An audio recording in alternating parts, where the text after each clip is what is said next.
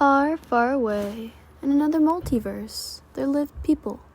Not humans, per se, but something similar. Stickmen. You know, those little figures you once drew as a child for a kindergarten portrait of your family, your messy handwriting spelling out their names or rank in said family. The little people with usually white-colored heads and thin, black, slender limbs that have no fingers or toes.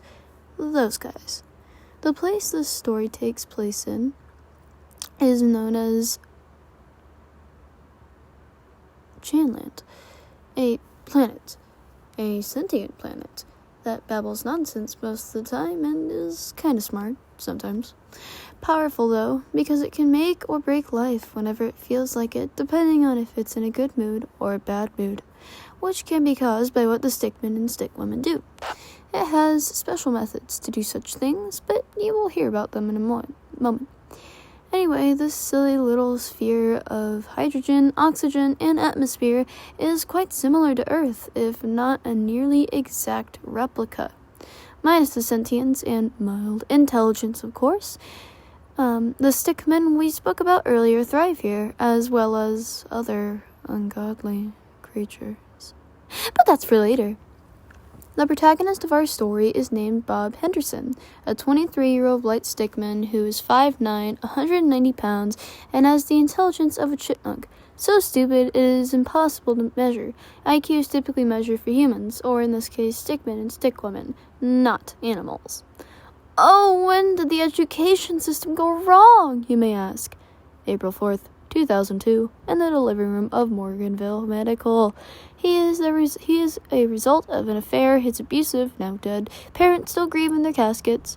The nurses refused to deliver him. The stork quit mid-flight, and somewhere a chalk outline formed himself in protest. Moving on from the gags on his intellectual understanding in birth, this buzz-cut-haired high school dropout lived in, you guessed it, Morganville, after buying a generously sized house on the outskirts of the small suburban town on a hill, with not many trees or bushes and lots of grass and dandelions. Bob somehow picked up a job as a work-from-home coding expert. Code was something he was always good at, and one of the few things he was passionate and smart about. He was also lucky enough to get a pretty and well-educated girlfriend named Mary Dickens, who was a blonde stickwoman when he first met her, but cut her hair short and dyed it back seemingly by coincidence after her boy best friend suggested doing so. Bob also got a Cocker Spaniel from his shelter after its adorable puppy eyes guilt-tripped him into buying it. The funny thing about life, however, is that the universe has no feelings. It does not care if you are happy, if you are safe, if you even exist. It simply churns, creating and destroying, improving and tearing down, without reason or remorse. Chanland was born to do its bidding, an obedient, stupid little sphere, but with powers beyond comprehension. It rewards and punishes its occupants with equal indifference. Fertile crops, poisonous soil, scientific breakthroughs that collapse logic, mathematical contradictions, the gift of life, and the inevitability of death. I could list more, but life and death are enough, and for a reason that waits just around the corner, patient, inevitable, and hungry. The antagonist, but not the villain, of this story is a black stickman named Ralph Chapman. He had greasy black hair that was slicked off to one side of his head and freckles so dark on his face it would not visibly print in a photograph, even with the brightness and contrast turned to 100%. The short king was 5'4" and weighed 130 pounds, two numbers that prevented him from ever knowing a woman's touch aside from his mother's. He was born into a successful family of the casino business, but started his own company called Unwreck-It Ralph. It was the best he could come up with during Problem 8 in his third period of high school, with his friends as employees. It started out as a simple mechanic shop, but later became a car repair store and car manufacturing company. It was basically if AutoZone, Big O Tires, and Willy Wonka's Chocolate Factory all merged with each other into one store, with a not-so-funny Pixar reference for a name and a cruddy stickman being. The reason I mention him is not because he is a Reddit story rich person who thinks his little brother still works at a gas station, but because he angered Chanland so badly it sent its own creations to cause what was essentially a massive extermination for stickmen and stickwomen. How? Because a 1,069 square meter factory, not to mention the 200 square meter deep underground part of it, wasn't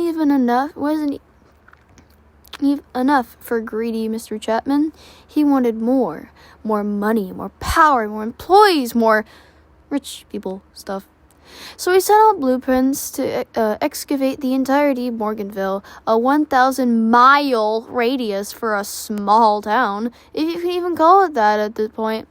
Whether he took homes and even people, he didn't care with it. As if digging out the entire town wasn't just to expand one factory wasn't enough, he planned to drill halfway to the planet's core. The curious thing about Chanland is that the core of it is kind of like its heart, its center, its core, and halfway down to it. Similarly, if you were to pierce past the first layer of your skin with a needle, hurt it and then some. It became upset, enraged, if you will. So it created an incurable, painful, and life-lasting virus called the Nix. What was similar to the plague in COVID-19, spreading throughout your body. The first 3 hours, it would be causing very noticeable symptoms like the graying of skin and growing, shrinking, and complete reddening of the eyes to the point there were no longer pupil or an iris, just a simple red orb that came in clusters around the front of their face.